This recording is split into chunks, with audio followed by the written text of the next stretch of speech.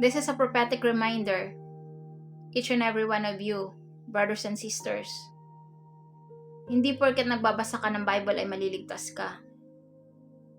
Hindi porket nag-church ka every Sunday ay maliligtas ka.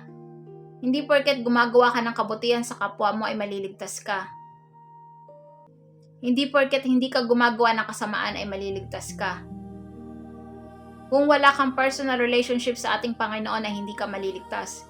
Kung hindi mo sinurrender ang buhay mo sa ating Panginoon ay hindi ka maliligtas. Kung wala kang repentance sa ating Panginoon ay hindi ka maliligtas. In the Bible says, in Matthew chapter 7 verse 21, "Not everyone who says to me, Lord, Lord, will enter the kingdom of heaven, but the one who does the will of my Father who is in heaven."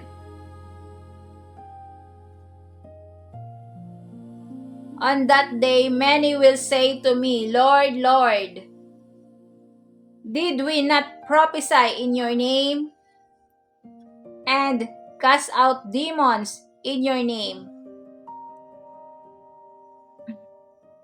and do many mighty works in your name? And then will declare to them, I never knew you. Depart from me, you workers of lawlessness. That's Jesus said from Matthew chapter 7 verse 21 to 23. Sa araw na yon, marami ang tatawag sa ating Panginoon na Lord, Lord, nag-cast out kami ng demons, gumawa kami ng kabutihan para sa iyo.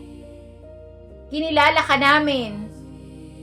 Nag-prophesy kami sa pangalan mo, Panginoon. Subalit, sasabihin sa iyo ng ating Panginoon, I never knew you. Depart from me.